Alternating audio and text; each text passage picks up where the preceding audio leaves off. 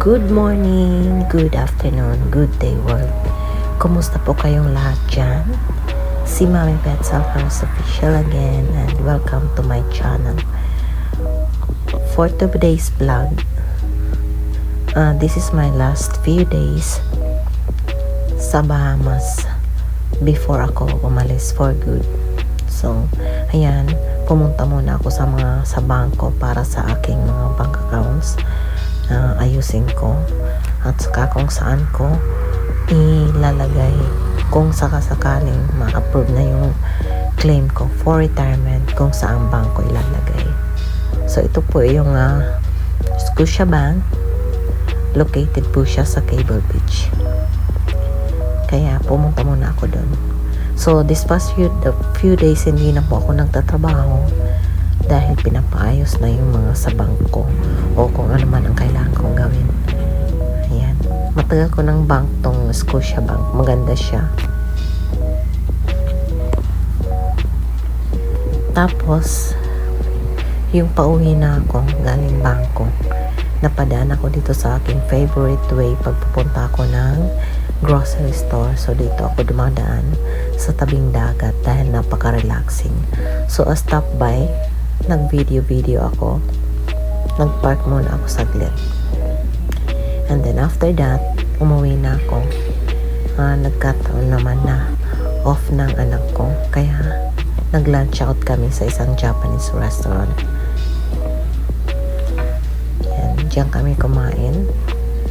Ang in-order namin ay tempura at saka yung noodles. Kasi malakihan yung order. Good for 3 eh.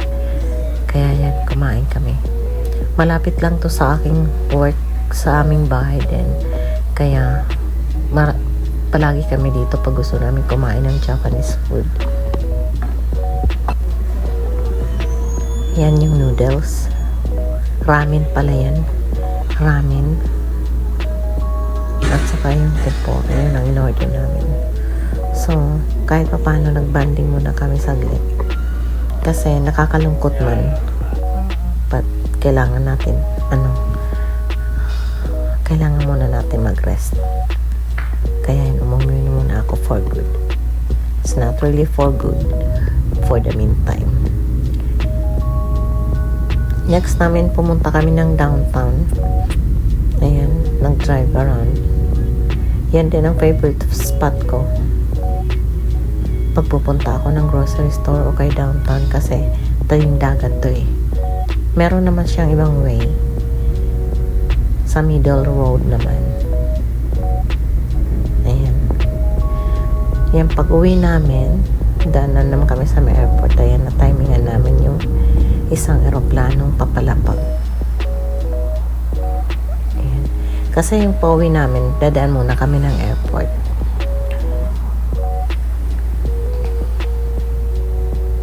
Isa na naman tong beach na dadaanan papunta sa amin. Ayan. Nagpunta ulit ako dyan. Ako lang mag-isa dahil nag-work na yung anak ko.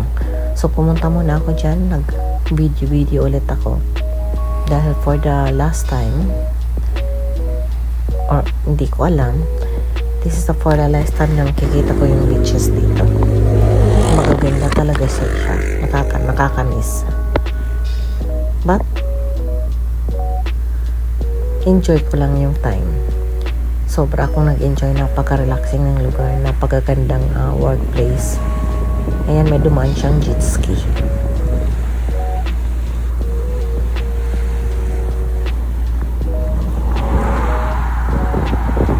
Ang ganda ng dagat tingnan mo, guys. Nag-park na naman ulit ako. Pumunta ako sa may dagat.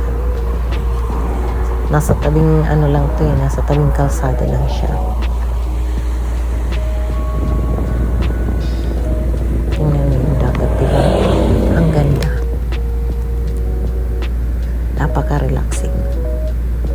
Tingnan mo yung kulay. Nagbe-blend siya.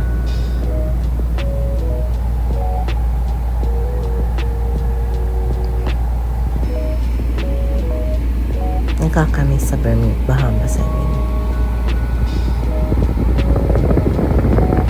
Maraming nagsiswimming dyan kahit mainit.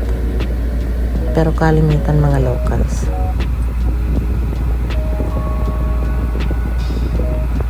Tapos ayan, magdumaan na naman na speedboat.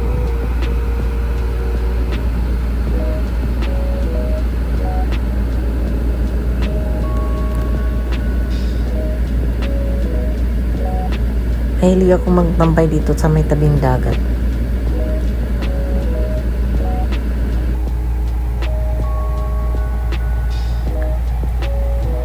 Tagal ako dito kasi maraming dumadaan ng mga boat.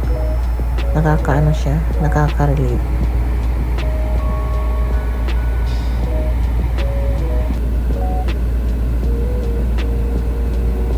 Andiyan pa rin ako, padaan-daan ng mga speedboat. Marami ding turistang naliligo dyan.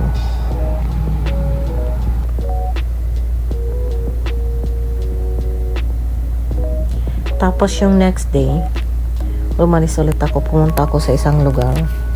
Bandan doon, parang siya, Heritage Park. At saka yung depo ng oil. Malapit yan. Ayan.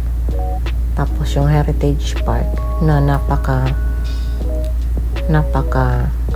relevant sa mga locals doon sa Bahamas. Ang Heritage Park, nakakalula yan dyan parang cliff yan siya, cliff. Malalim yan, pero maganda ang tubig. Tingnan nyo naman. At saka yun yung mga barko ng oil. Tapos sa banda-banda ron, nandyan yung sinasabi ko sa yung siya Heritage Park siya. Mga meaning yung dyan, ayan, yung mga tungkol sa mga pangyayari nung unang.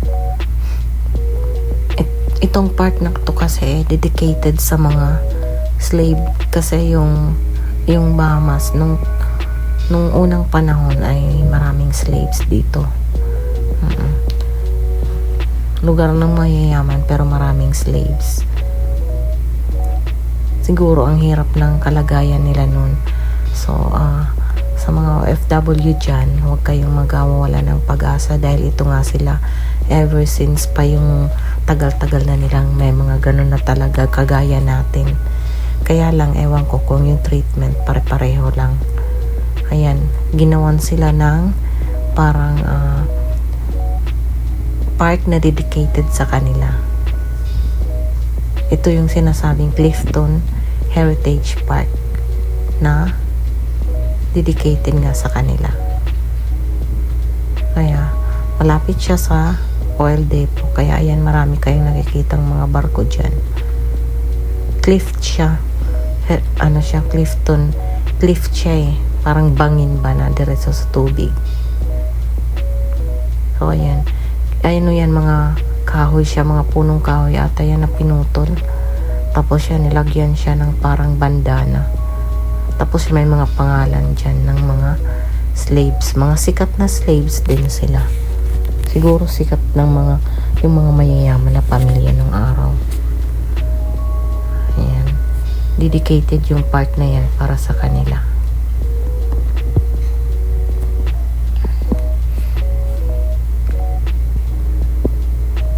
Kala mo mga taong nakatayo pero hindi.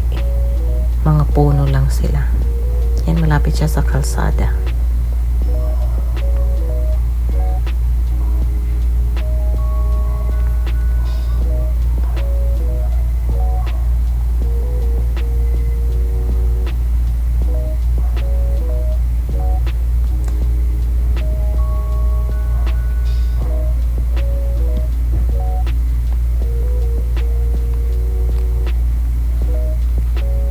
Cliff siya kaya tinawag siyang Clifton Heritage Park kasi cliff siya.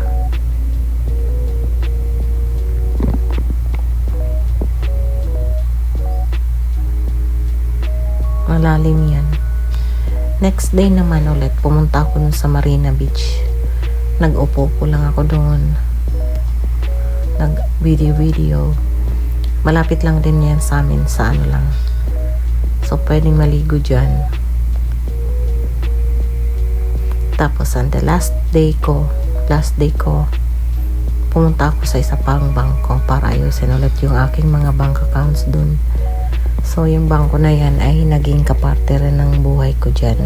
Mas frequent ako dito sa bangko na to. Ayan, maraming salamat sa pagsama sa akin sa aking vlog for today, and thank you so much guys. Sa mga hindi pa nakasubscribe,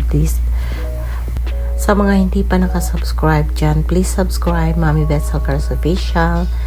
Click the notification bell all and like and share na rin. Thank you so much guys, at sana manood kayo sa aking mga iba pang mga videos, and don't forget to click the notification bell all para palagi kayong updated sa aking mga latest videos and uploads. Thank you so much.